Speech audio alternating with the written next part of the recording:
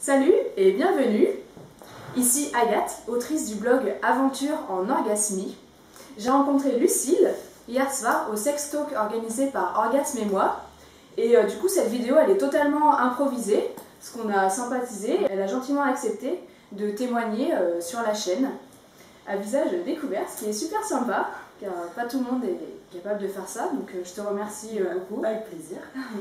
Du coup le sujet aujourd'hui sur lequel elle accepte de témoigner, c'est sa sexualité pendant, avant et après la naissance de ses bébés. Parce qu'il y a deux bébés, ça, deux filles. Voilà. Du coup, tu me disais quelque chose dont on ne parle pas souvent, qui est un peu tabou, c'est que pendant ton accouchement, tu t'es masturbée, c'est ça? Ouais. Donc c'était pendant l'accouchement de ma deuxième fille. Ça a été en fait une technique pour me soulager pendant le travail, pendant les contractions, parce que je ne voulais pas de péridurale. Et on m'en a jamais parlé avant. En fait, c'est quelque chose qui est venu assez instinctivement. J'étais sous la douche à la maternité parce que j'avais besoin d'avoir de l'eau chaude. À ce moment-là, c'était mon besoin. Je voulais du chaud sur moi, sur mon ventre, dans mon dos, sur mes reins. Et bah, petit à petit, en fait, là où j'ai mal, c'est mon utérus. Et bah, qu'est-ce qui se rapproche le plus de mon utérus, c'est que je peux soulager à ce moment-là, en fait, qui me procure du plaisir. Et c'est vrai qu'on parle de l'eau chaude, des massages, tout ça. Et en fait, l'eau a commencé à couler. Et c'est vrai que mes premières expériences enfant de masturbation, je passais un rapport, mais c'était avec le pommeau de douche. Du coup, en fait, mais je me suis pas posé la question. En fait, il n'y avait pas de désir sexuel comme on peut en avoir à un certain moment pendant des masturbations dans un autre cas. Mais le fait est que du coup, j'ai commencé à descendre le pommeau d'abord sur le bas de mon ventre. Et après, sur le pubis et sur la vulve, et ça m'a beaucoup soulagée. Ouais. Comme une sorte de réflexe en fait. Ouais, c'est ça. Je me suis pas dit, ah bah tiens, je pourrais me masturber pendant mon accouchement. Et genre, j'ai pas formalisé l'idée comme ça. Mais par contre, c'est ce qui s'est passé. Alors, ça n'a pas été pendant tout le travail. Voilà, pendant un moment, il y a eu aussi d'autres choses qui m'ont soulagée. Mais ouais, c'est après coup, en repensant à tout ce qui s'est passé, je me suis dit, ah ouais, je suis quand même allée par là, mais c'était cool. D'accord. Ah, du coup, en fait, t'as pas conscientisé le truc pendant que tu le ouais, faisais? Pendant que je le faisais, je me disais pas, c'est chelou. Tu disais pas, je me masturbe. Voilà, je me disais, en fait, je me disais rien, juste ça me faisait du bien et j'en avais besoin et je l'ai fait et ça m'a vraiment aidé à me détendre et à lâcher prise. Et je pense que c'est déjà. Enfin, la masturbation, il y a déjà un côté lâcher prise, accepter de se toucher, de se donner du plaisir soi-même sans que ce soit tabou. Et du coup, ça m'a bien aidé à me recentrer sur moi. Comme on dit, pour l'accouchement, c'est important d'être dans sa bulle pour pouvoir lâcher prise et pas se laisser un peu distraire par tout ce qui se passe autour. Ouais. Ça m'a vraiment permis de me recentrer sur moi et de me détendre. D'accord. Tu as fait ça uniquement sous la douche, après tu es revenue en salle de travail, comme ça. Et là tu t'es pas dit je vais continuer dans le même... Non, alors après on m'avait donné des grosses... des sortes de serviettes hygiéniques. Et on me disait vous les mettez sous l'eau chaude et vous les mettez sur le bas du dos pour vous soulager si vous avez des douleurs au rein. Et du coup je le mettais sur mon pubis ou parfois du coup sur ma vulve parce que ça me soulageait. C'est là que j'avais mal, je ne voudrais pas être grossière, mais j'avais mal à la chatte quoi. Ah ouais. Donc voilà, mais c'était... Après c'est pas très ami, je sais en tout cas que je l'ai pas dit ni à mon conjoint, ni à la sage-femme de la maternité, j'ai pas dit au fait... Voilà, le jet d'eau, je pense qu'il y avait inconsciemment peut-être une gêne, dans le sens où on n'en parle jamais, et pourtant j'ai été suivie par des sages-femmes pour de l'accouchement à domicile, tout ça, donc des choses assez alternatives, mais on m'a jamais dit vas-y quoi, ça pourrait te faire du bien, et franchement c'était très efficace. D'accord, ouais, parce que la douche tu l'avais prise seule en fait. Oui. J'avais pas forcément besoin que mon conjoint me touche et soit là. J'avais vraiment besoin d'être un peu toute seule pour gérer le travail. Et puis ça a duré longtemps peut-être oui, 16 heures. 16 heures, oui, donc t'es pas forcément collé à l'âge. Puis j'en ai pas... J'avais besoin de savoir qu'il était dans les environs et que si la naissance arrivait, qu'il pourrait être là parce que j'avais vraiment besoin de lui au moment de la naissance. Mais après, pendant le travail, en fait, j'ai vraiment besoin d'être seule. Donc du coup, c'est bon à savoir. On va en parler puisqu'apparemment c'est tabou, c'est une chose, si jamais pendant l'accouchement c'est compliqué, c'est possible de se toucher le clitoris externe, la vulve, en fait n'importe où, hein, du moment que ça peut soulager et faire du bien, en fait il n'y a pas forcément de problème à ça. Je pense que ça peut être la poitrine aussi. Alors, moi je ne l'ai pas expérimenté, mais en plus il se passe beaucoup de choses aussi au niveau de la poitrine pendant la grossesse. Donc on est aussi un peu plus sensible, et chez les femmes pour qui c'est vraiment une zone érogène et qui procure du plaisir, je pense que ça peut être aussi efficace. Oui, je pense n'importe quelle zone, en fait, du moment que ça fait du bien, au final, t'as besoin d'être soulagé, quoi. 16 heures de travail, voilà, un peu de répit, ça fait pas de mal, quoi. Donc voilà, détabouiser cette chose-là, si ça vous arrive, n'hésitez pas. Et aussi tout ce qui est vocalise, on en parlait un petit peu hier pendant la rencontre avec Orgasme et moi. La sage-femme a enjoint en fait tout le monde, elle-même, la stagiaire, mon conjoint, à émettre des sons, à vocaliser en même temps que moi pour soulager la douleur. Et ça a un côté très bestial, c'est un peu... mais pareil, du coup, t'entends quoi par son? Enfin, vous avez fait... des... genre des ohms. Voilà, tous ensemble. Et voilà. Moi j'avais le droit de crier comme une folle si j'avais besoin, mais c'était vraiment des sons graves. Et pareil, en fait, ça m'a créé... je sentais plein de vibrations à l'intérieur de moi. Ah, t'as senti un peu un champ énergétique en fait. C'est ça. Et après coup, je me suis pas posé de questions sur le moment, mais après coup, je me suis dit, mais en fait, c'est fou quoi. C'est un peu comme quand on a des rapports et qu'à un moment on lâche tout, on réfléchit plus à est-ce que je peux m'exprimer, pas m'exprimer, avec l'autre, etc. Et ça aussi, c'est très... Il y a un peu de tabou, on attend de nous d'être fraîche, discrète, accoucher sans douleur, mais limite avec le sourire.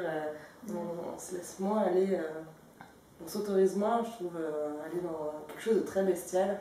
Ouais, enfin moi l'image que j'ai dans la bestialité, c'est plutôt que ça fait très très mal en fait. Et puis c'est uniquement par exemple des cris de douleur, dans les films souvent c'est ah, j'en ai vu. Et les cris de plaisir ou tout ça, je trouve ça par contre, enfin moi en tout cas j'en ai pas entendu beaucoup parler quoi.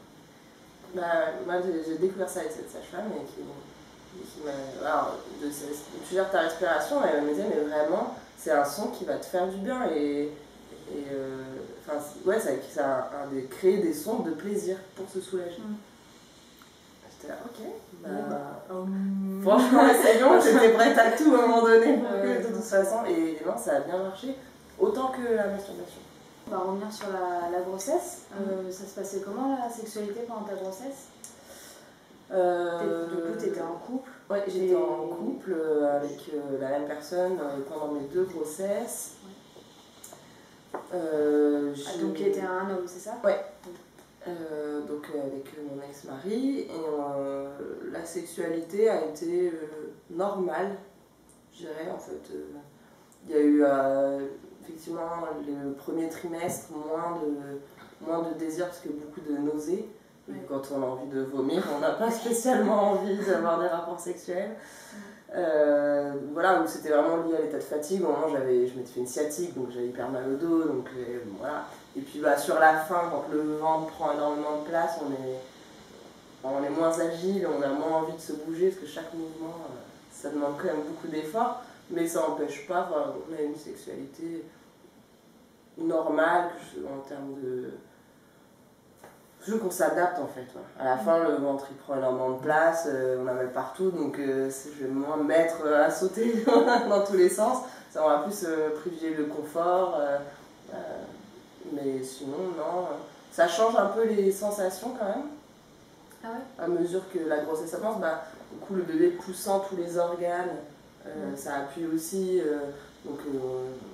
Alors des fois c'est bien, des fois c'est moins bien, parce que j'ai l'impression que peut-être il allait plus vite au fond, quoi. Donc, tout était un peu... que quand vous faisiez de la pénétration, le pénis atteignait vite le bout, c'est ça, le bout du vagin, ça? C'était plus sensible, parfois je pouvais avoir mal dans certaines positions, alors que j'avais pas mal hors grossesse. Après c'était pas des douleurs... Voilà, mais oui, ça change un peu à mesure que la grossesse avance, les perceptions vaginales. Peut-être ça pousse, non, sur le Ouais. vagin, du coup, là, tu ressens plus au niveau de la pénétration. Oui, puis bah, ça pousse tout, de toute façon, à un moment donné, il faut faire tenir un être humain, donc je ne se pose pas de questions. Et puis l'amnétique, surtout. Voilà. Et puis au niveau de la poitrine aussi, ça a beaucoup changé, la poitrine beaucoup plus sensible. Bah, impossible de la toucher les premiers mois. Ça faisait mal. Ouais, beaucoup trop mal, une sensibilité vraiment accrue. Et puis après, sur la fin, bah, on commence à produire un petit peu de colostrum, un peu de lait, donc ça peut être étonnant pour son partenaire. Voilà, mais sinon, bah voilà, faut bien parler, respecter les envies de l'un et de l'autre, évidemment. Il y a des hommes pour qui c'est rédhibitoire, la grossesse. Mon ex, non. Enfin, j'en ai déjà parlé avec des copains qui me disaient, mais moi j'aurais trop peur de faire mal à mon enfant. Il y en a, ils coller pensent qu'ils vont ça marche percer pas, la, voilà, ça marche pas la comme poche. ça. Voilà, ton enfant ne va pas t'attraper pendant le coït, il n'y a pas de souci. Salut papa. Voilà. Donc oui, un peu moins d'envie, mais parce que pour des raisons physiques en fait, des nausées, de la fatigue, des douleurs, et puis voilà, on s'agit, mais pas de... La libido, ça ouais, a changé. Ça n'a pas changé ma libido. Alors on dit que pendant le 2e trimestre, à partir du 4e mois, il y a un regain de libido, et là la femme enceinte a très envie tout le temps. C'est un peu comme ça qu'on nous présente la grossesse au niveau de la vie sexuelle. Moi j'ai jamais ressenti cette excitation, cette libido exacerbée à un moment donné de la grossesse. Voilà, je pense qu'il ne faut pas vivre sur des attentes non plus. Enfin, moi je sais que il disait ça en rigolant, mon conjoint, mais il disait vivement le 4e mois, parce que visiblement, t'auras tout le temps envie, quoi. Alors, non, pas plus, quoi. Concrètement, j'ai pas ressenti... Ça se trouve, ça t'a mis la pression, non? Bah, il y a eu un côté... ouais, où ça met un peu la pression. Dis-moi s'il m'attend au tournant. C'est ça, on a besoin... Puis il y a un truc comme ça, on a besoin de prouver quelque chose. Dans notre génération, on fait des enfants, mais il faut rien que ça change en fait. Ouais. Voilà, je vais avoir un enfant, mais je suis jeune, je vais continuer ma carrière, puis je vais continuer à sortir, et puis je vais pas changer mes priorités, je vais pas changer ma vie sexuelle. Voilà. Ça va être juste un truc en plus, presque un accessoire mignon. Alors en fait non, ça change tout. Ça change absolument tout. Voilà. Donc ça change ta dynamique de couple, ça change la dynamique de la famille, ça change tes priorités dans ta vie, ça peut changer ton envie de continuer à travailler ou pas travailler, et ça peut changer... ouais, tu peux ne penser qu'à ça, ne parler que ça, ça peut... Voilà. Et c'est ok. Et c'est pareil pour la sexualité, je pense que c'est un peu dangereux de lire régulièrement dans des manuels et des magazines que... au 2e trimestre, c'est la folie sexuelle, la libido de la femme enceinte explose, parce que bah, pour toutes celles où c'est pas le cas... Ouais. Bah, de toute façon, dès qu'on dit d'une chose que c'est une généralité, en fait, ça pose toujours problème, parce que dès qu'on rentre pas dedans, du coup, on se dit mince, déjà, est-ce que je suis normale? Toujours la même question. Et puis, du coup, ça pose forcément des questions. Donc du coup, en gros, pour toi, ça n'a pas changé grand-chose, à part que tu étais peut-être un peu moins actif, quoi. Oui, voilà, un peu moins de rapport. Et puis sur la fin, surtout la 2e grossesse, où là, sur la fin, j'avais tellement mal partout que c'était... voilà, j'avais juste plus envie de caresses, de sexe non pénétratif, de s'apporter du plaisir, d'être dans la douceur.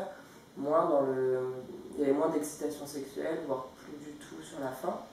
Mais je sais que pour ma première, on a fait l'amour jusqu'au jour J. Voilà. Je crois que le dernier rapport, c'était peut-être 5 heures avant que l'accouchement commence, quoi. Quelques heures avant.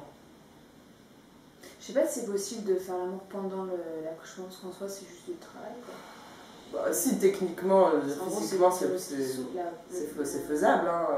C'est juste que... Il y a plein de monde.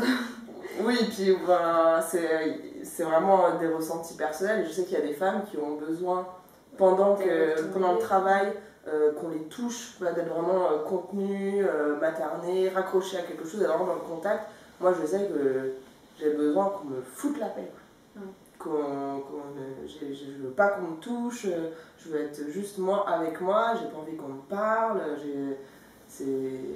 Alors ça, je l'ai pas du tout assumé pour ma première, où en plus on avait fait un accompagnement à un suivi de grossesse vraiment à deux. Je voulais que le papa il soit vraiment investi, donc je lui avais donné plein de missions, et ça devait vraiment être mon coach pendant l'accouchement. Genre quoi comme mission?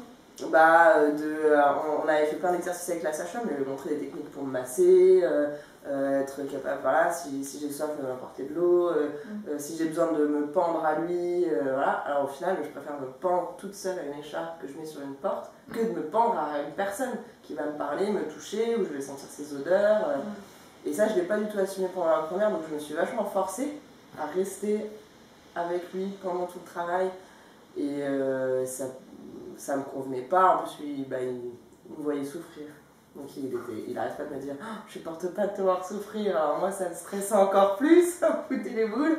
Et non, moi pour l'accouchement, je pense qu'il y a peut-être des femmes qui ont envie qu'on les touche et qui peuvent avoir des rapports pendant l'accouchement. Mais après, c'est très personnel. Oui, je pense que comme pour tous, voilà. c'est... Vaut mieux pas trop avoir d'attente parce qu'au Mm. final, si on fait comme toi un gros programme et que derrière, en fait, finalement, on n'est pas dans la même dynamique que ce qu'on avait pensé qu'on serait, c'est vrai que ça, du coup, ça fait un décalage. Oui, techniquement, c'est faisable. Et puis, j'avais vu des reportages en pensant à ça où des hommes masturbaient leurs femmes pour les soulager pendant. Dans le bain, pendant les contractions, etc. Et c'est très tabou. Après, ça me paraît juste normal finalement. C'est pas parce qu'il lui masse pas le dos que. Voilà, il lui masse juste une autre zone en fait. C'est ça en fait, c'est juste une autre zone. Et...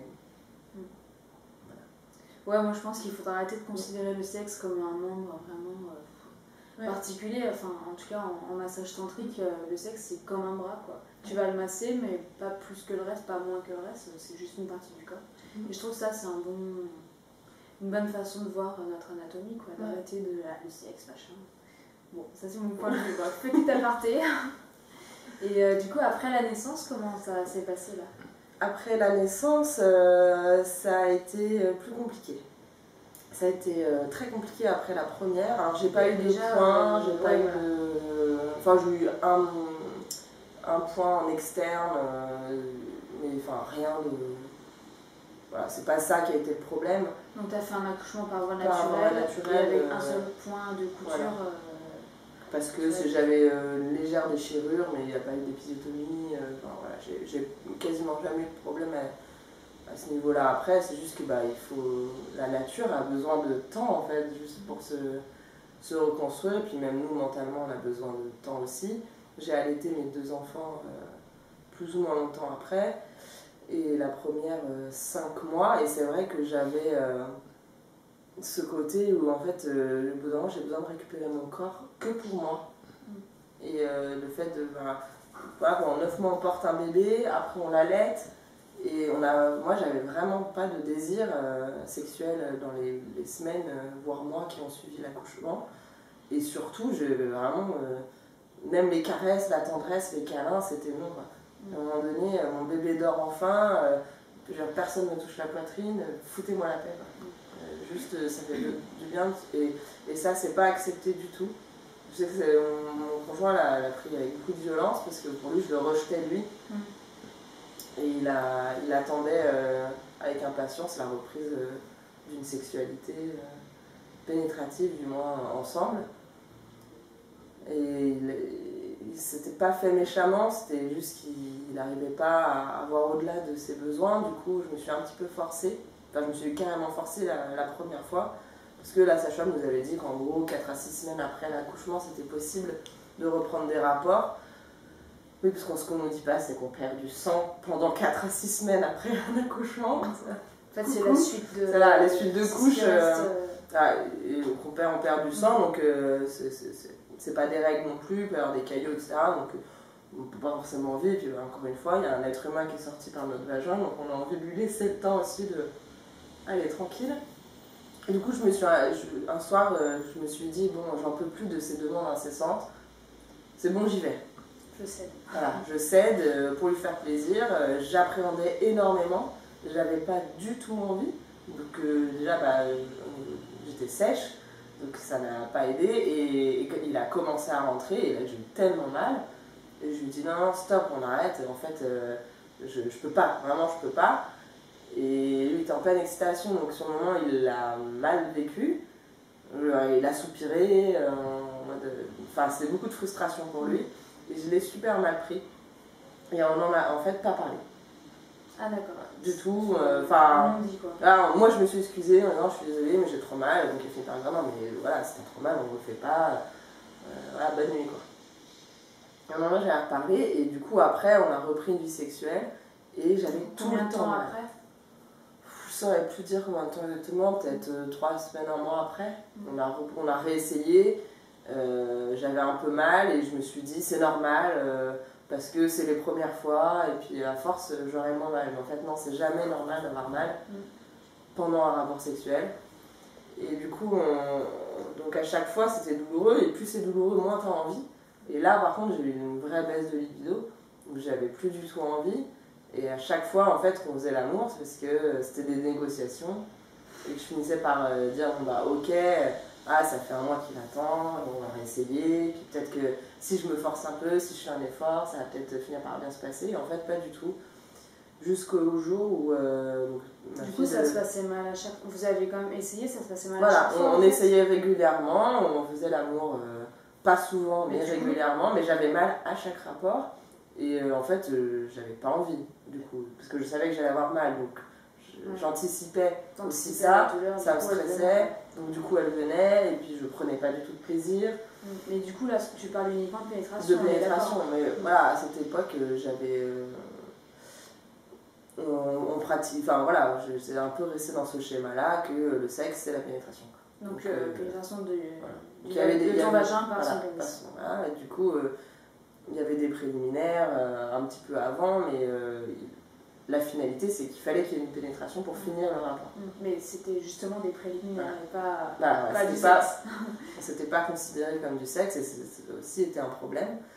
Et jusqu'au jour où j'ai pété les plombs en fait. J'ai craqué, je me suis mise à pleurer et je lui ai dit mais en fait j'ai super mal vécu la première fois qu'on a réessayé.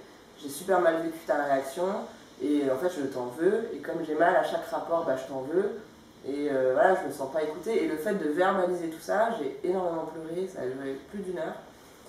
Lui, du coup, était désolé, parce qu'il n'avait pas du tout pris la conscience de ce que moi, ça m'avait fait. Et voilà, où je lui ai expliqué, c'est pas facile de se reconstruire, j'ai plus le même corps qu'avant, j'ai des sensations, et en fait, je stresse, et je me suis sentie forcée à reprendre une vie sexuelle. J'ai fait uniquement pour te faire plaisir, et depuis, j'ai mal. Et je t'en veux parce que j'ai l'impression que c'est de ta faute si j'ai mal et j'étais pas capable de te le dire. Il a super bien réagi, il m'a rassuré, il m'a dit qu'il n'avait pas du tout compris ça, que effectivement comme on n'en avait jamais parlé, il n'a jamais fait l'effort aussi de se mettre à ma place. Et que voilà, que si dorénavant j'avais pas du tout envie, et ben on ferait pas ou on ferait différemment. Et le soir même, peut-être 1 heure après, on a fait l'amour et c'était génial. J'ai eu 0 douleur. J'avais hyper envie de lui et voilà, il a suffi de débloquer ce truc, mais ça a pris 9 mois. Ah ouais.